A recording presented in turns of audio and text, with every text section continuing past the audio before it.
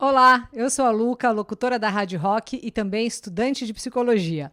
Hoje, no Cada Caso um Caos, a gente vai falar de um dos artistas mais pedidos aqui no canal. Uma referência do metal gótico dos anos 90, o sinistro, provocador e gente boa Peter Steele do Type O Negative. Dando uma geral. O Peter nasceu no Brooklyn, dia 4 de janeiro de 62. O pai dele, que também chamava Peter, era da Marinha. Conheceu a esposa quando era salva-vidas, isso lá em 1938. Namoraram, casaram, tiveram 6 filhos, sendo as 5 primeiras mulheres e o mais novo, o menino Peter Steele. Ele já nasceu grandão, pesava 4,5 kg e tinha 60 centímetros. Pra você ter uma noção, a média de um bebê recém-nascido ali é de 3 quilos e de 50 centímetros. Essa é uma média bem média mesmo. A família sempre foi muito amorosa, o pai amava a mãe e versa-vice, os irmãos se davam bem e eles eram demais. A família dizia que o Peter veio ao mundo cercado por mulheres amorosas e ele as amou em troca. Essa foi uma das constantes, inclusive, aí da sua vida, né? Os pais e as irmãs sempre gostaram de música e incentivavam o Peter direto a tocar qualquer instrumento, tipo, escolhe aí, faça seu trabalho. Foi a irmã, a Patricia Rowan, que mostrou pela primeira vez o som do baixo. Ela disse que tentou ensinar ele a dançar, pedindo para o Peter ouvir o baixo, se esforçar ali para pegar aquele som. E toda vez que ele conseguisse ouvir, era para dar um passo para frente. O rock entrou quando a irmã mostrou o disco do Black Sabbath e ele ouvia assim em looping, enlouquecidamente Iron Man. Ele pirava nesse som, isso só com 9 aninhos, que fofo. Essa mesma irmã, a Pat, também lembra que o Peter herdou a voz de barítono do pai, que cantava para ele desde bebezinho. Uma das que ele mais gostava, era uma música de niná, meio de terror, de um marinheiro que se perde em alto mar e tem medo de se afogar. As irmãs achavam essa música assim meio tensa, e disseram que isso pode ter permeado ali a imaginação do pequeno Peter pelo gosto que ele desenvolveu muito mais tarde, para temas dramáticos, vamos dizer assim. A educação musical dele tem muito Black Sabbath, tinha muito Pantera, ele adorava o Dimebag Darrell, do Pantera, fez até um som para ele, também a banda alemã Rammstein, e clássicos como Beatles, Led Zeppelin, Doors, Elvis, e uma atenção aqui para o Cocteau Twins. Foi uma banda alterna ali dos anos 80, com um som meio melancólico e bem sombrio, assim. Essa banda é a principal referência da Björk, que a gente inclusive já citou no episódio da Emily, do Evanescence, aqui no canal. Um som legal para você começar, se quiser conhecer, é Lorelei, que assim como várias outras músicas do Cocteau Twins, a letra é praticamente incompreensível, assim, é um negócio muito louco. Bom, ele cresceu muito, foi para a escola, era um aluno da hora, gostava de ir às missas, o que era bem fora da curva ali para uma criança. Na escola, ele se destacava muito em matemática e ciências, mas preferia mesmo escolher suas próprias leituras do que ler os escaravelhos do diabo lá que os professores mandavam. A música fazia parte do ensino da escola e, novamente, o Peter era muito estudioso. Seus professores adoravam ele, um moleque super charmoso, bonzinho, geral pirava nele ali. Para você ter uma noção de como funcionava essa mistura aí de criatividade e generosidade, o Peter gostava de juntar ali a molecada, as crianças locais, quando o ônibus da escola entrava em greve. Aí ele ligava para um táxi, colocava todas as crianças e acompanhava cada uma até a sua casa. Não é fofo ele? Ele era o último a ser deixado. O Peter era super tímido e sofreu bullying na escola porque tinha o pé chato e teve que usar umas talas, umas botas ortopédicas com umas talas e tal. Geral zoava ele. Para melhorar, ele teve um estirão e começou a crescer muito. Por causa das zoeiras, ele foi se isolando cada vez mais e morria de vergonha de tudo. O Peter tinha mais de 2 metros de altura, Não era alto, era um cara super alto. Desde a sua fase escolar até a morte, o Peter era um cara estudioso. Ele gostava de ciências, de física, também curtia muito cultura europeia, arquitetura, engenharia civil. Com 12 anos, ele ganhou o primeiro violão e logo ali ele passou para o baixo. Ele trabalhou na manutenção de parques e condução de veículos, incluindo, pensa nisso, caminhões de lixo e rolos compressores. Imagina o Peter Steele numa dessas. E ele mandou tão bem que foi promovido ao cargo de supervisor desse parque que ele trabalhava. Bom, na adolescência, no final dos anos 70, ele montou o Fallout. Depois, quando ele estava lá com seus 20 anos, o Peter montou uma outra banda chamada Carnivory. Foi legal, mas não foi assim tão legal de reconhecimento geral, né? A banda durou 5 anos e eles gravaram 2 álbuns. A parte mais importante ali é que o Carnivory foi, na real, o embrião, né, do que seria uma das grandes bandas de metal gótico do mundo, o Type O Negative.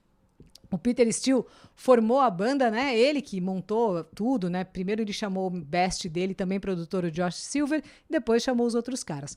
Gravaram, né, o álbum de estreia e no ano seguinte foram contratados pela Roadrunner, que era uma pota gravadora ali na época, né? Quem é fã da banda conhece todos os discos, né? E milhares de histórias. Aliás, pode deixar aqui nos comentários o que você sabe a mais aí para enriquecer aqui o nosso diálogo, né? O nosso conhecimento sobre esse cara incrível e também sobre a banda.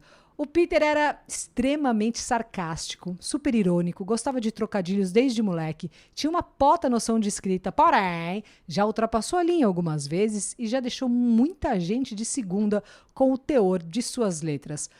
Bom, aquele moleque, né, que era mega tímido, acabou que cresceu, né, e quem diria, pensa nisso, o cara já fez até uma capa de disco mostrando a boga arregaçada. Também saiu de piroca nua na capa da Playgirl e ainda disse que ficou assustado quando soube que a maioria dos leitores eram gays.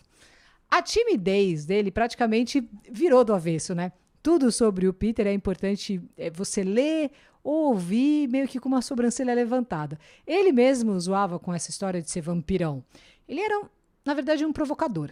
O Black Number One, né, esse som, foi o maior single da banda. Muita gente achava que ele era um vampirão mesmo. Mas ele mesmo já disse que fez esse som assim para ironizar esse estereótipo de que ele era um. O nome da música diz que veio pelo tom de tinta de cabelo da maioria das fãs que pintavam com a cor número 1, o preto número 1. E a banda tem esse nome porque o Peter achava o máximo, né, o tipo de sangue O negativo ser assim tão raro. Ele era super gateiro, tinha vários gatos. Ele dizia que gostava de gatos porque eles são independentes. Se eles não te amam, beleza, eles não vão demonstrar que te amam, não faz fitinha. Eles só fazem mesmo o que querem, era isso que ele dizia. O Peter adorava levantar peso, fazia isso todo dia, também tomava uma cacetada de vitamina, suplemento à base de proteína, de creatina, de selaquirina, suplemento para dieta para não engordar, e lixia e chinhaça e tudo mais. Ele é um pacotão de dodói, né? Teve fases aí de automutilação, era bipolar, tinha depressão, começou a cheirar aos 35 anos e disse que foi a pior coisa que ele fez. Por causa disso, em 2005, ele desenvolveu uma psicose induzida de tanto cheirar pó, ficou paranoico total, chegou a colocar a câmera até do chuveiro. A gente falou, né, sobre paranoia no episódio do Chorão. Eu vou deixar o card aqui pra você dar uma olhada lá. Bom, ele também ficou um mês, né, na prisão por ter dado umas porradas lá no cara que ficou com a ex dele. Depois da prisão, foi levado para uma clínica psiquiátrica e ficou um tempão parado, sem fazer show nenhum. Foi um ano difícil, né? A mãe dele também tinha morrido, ele ficou péssimo. Essa, entre aspas, aproximação aí com a morte, né, fez ele voltar às suas raízes religiosas. Ele era um cara, assim, muito apegado a ela, né? Inclusive, a música Neri foi feita para a mãe, poucos anos antes dela morrer. Tem uma parte ali da música até que fala: minhas imperfeições eu sei causam na desgosto, ainda assim ela me ama, um negócio assim.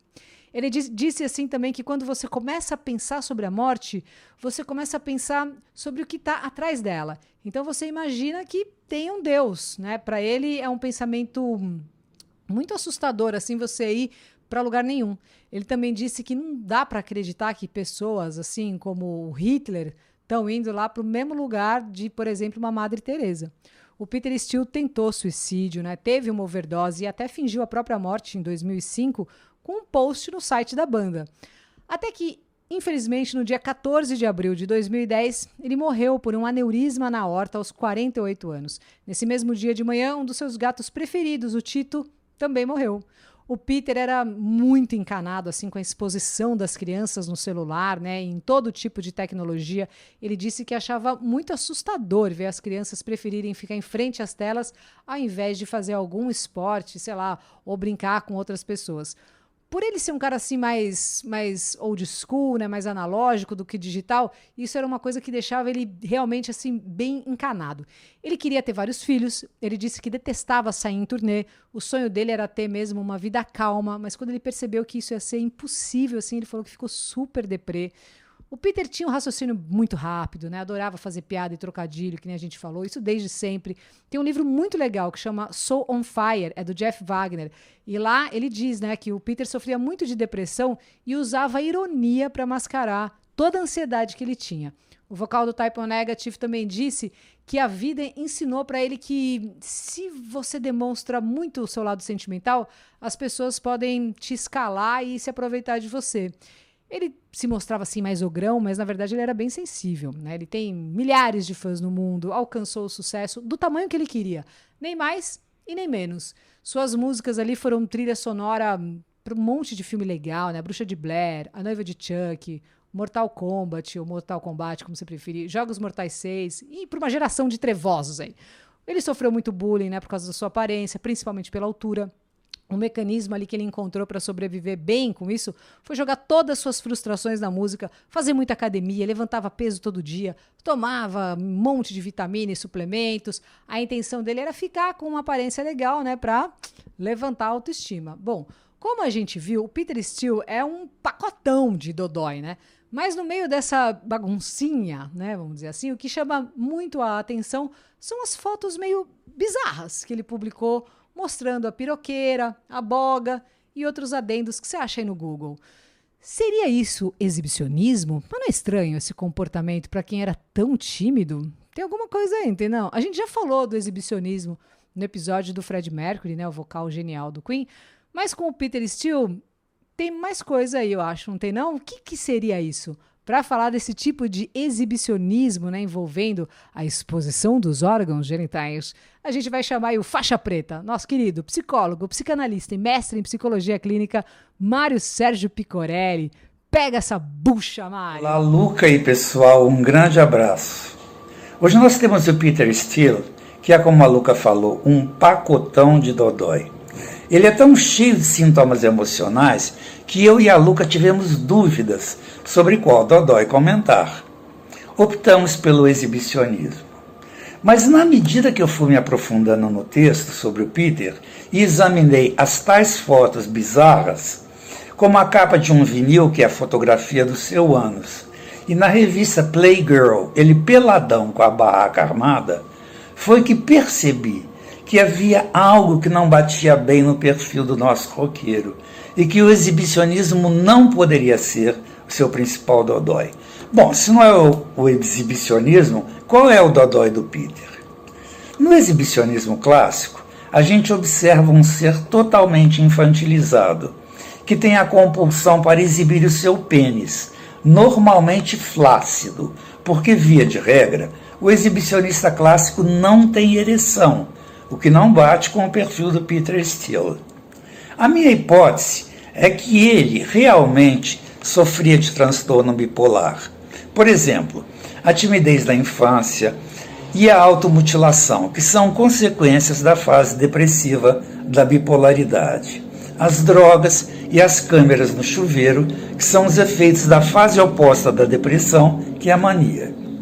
No episódio do Renato Russo, eu já falei sobre o transtorno bipolar, que se caracteriza por ciclos de variações de humor, com crises de depressão e o seu oposto, a mania. A pessoa na fase maníaca parece possuída por um espírito maligno. E para ilustrar isso, eu trouxe o incrível relato de um candidato a vereador que, em plena crise de mania, causou geral na festa de 15 anos da filha, trazendo para ela um bando de moradores de rua. Como o Peter foi realmente diagnosticado com transtorno bipolar, a gente pode supor, como no exemplo do vereador do caso do Renato Russo, que o exibicionismo dele pode ter sido um momento em que ele estava possuído pelo domínio da fase maníaca. A pessoa na fase maníaca some com todo vestígio de timidez e a vergonha fica suspensa. Os olhos, que de acordo com Aristóteles são a moradia da vergonha, não conseguem enxergar o que é ridículo. Gente, eu espero que vocês tenham gostado dessa aventura de analisar o Peter. Um beijo para todos. I think that I have been, I am, and always will be a frustrated person. And happiness to me does not come too often. and usually I draw my songwriting from anger, sadness, pain, hostility. It is what motivates me.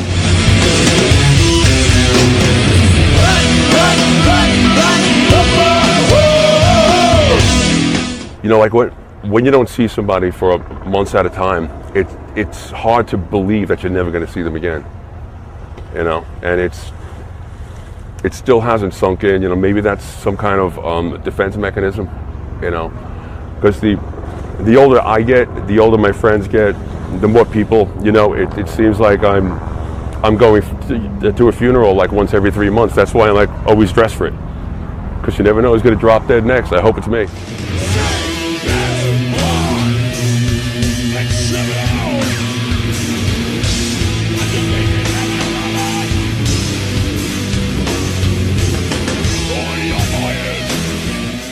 E aí, curtiu? Ótimo! Então comenta, compartilha e manda sua sugestão de qual artista você gostaria de ver aqui no Cada Caso um Caos. Eba, beijo!